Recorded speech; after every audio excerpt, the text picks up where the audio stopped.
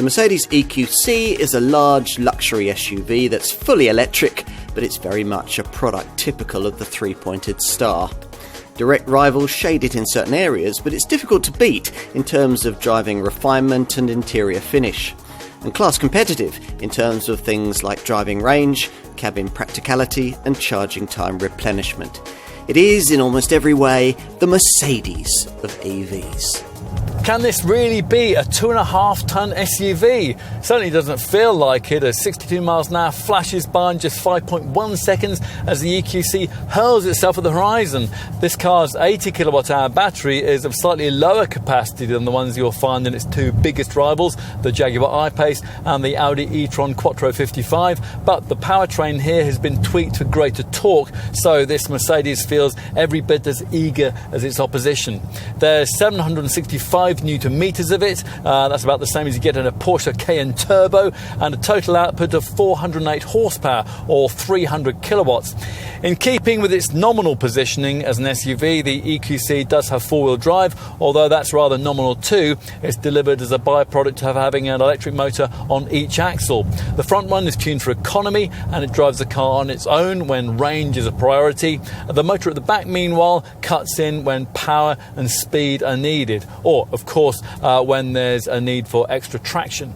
As usual in an EV, driving modes proliferate, and there are 5 dynamic select settings and, via 2 steering wheel paddles, 5 further brake recuperation options, all of which does sound confusing, but it won't be if you merely let the car do its own thing and you choose max range from the dynamic select menu and D-Auto brake recuperation. Both of these programs combine together with clever Eco Assist software to really maximize the distance that you can travel between your charges. That's WLTP rated at 259 miles. Recharging via an AC household wall box takes around 11 hours, while at a DC quick charge station you'll get an 80% charge in about 40 minutes. Not quite so clever is the comparatively old tech and therefore rather heavy chassis that this car has to borrow from a conventional Mercedes GLC, which also means that this EV can't offer the air suspension system which does feature on most of its direct rivals. Would you know this to be a Mercedes? Well, possibly not. What the company calls an avant-garde and distinct look simply appears somewhat generic from a distance, but up close, a more brand-specific design charisma does shine through. Now, size-wise, the EQC sits between the Mercedes brand's mid-sized GLC and large GLE SUV models. It shares most with the GLC, although it's 100mm longer, but like its main European rivals, it can only take 2 rows of seats.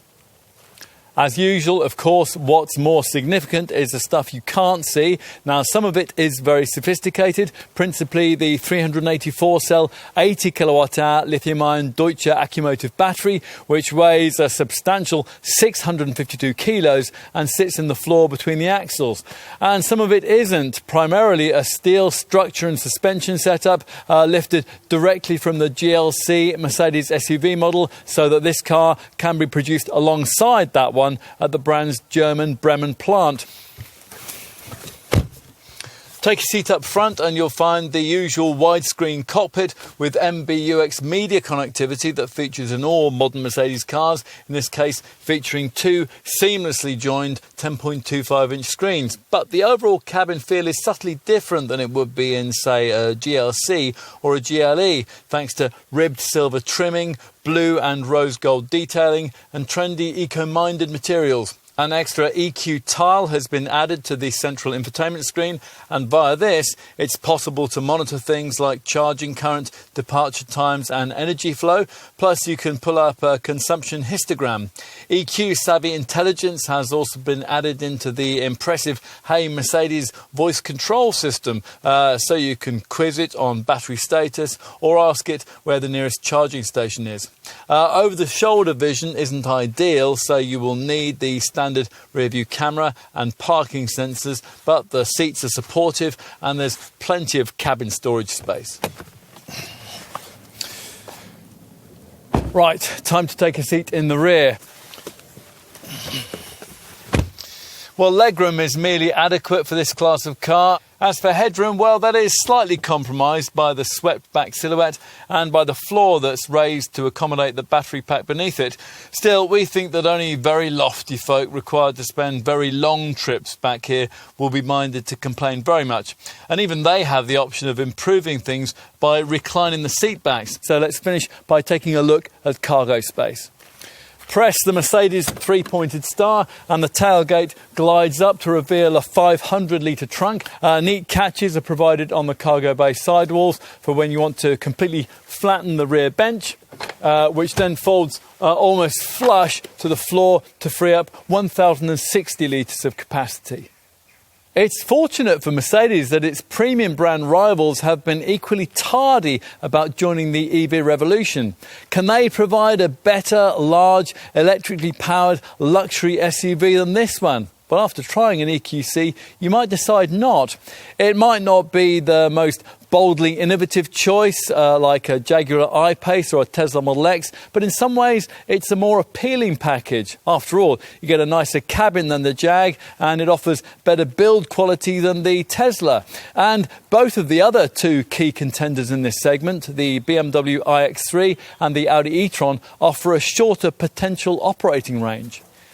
Saving the planet isn't really on the agenda here. Unlike fuel cell technology, the concept of electrification is fundamentally flawed in that regard. But an EQC can claim to halve the environmental impact a car of this kind would normally have, which is no mean feat. Rivals claim the same, of course, but this model has the added advantage of being a Mercedes first and foremost. And for a certain kind of buyer, that difference is likely to be decisive.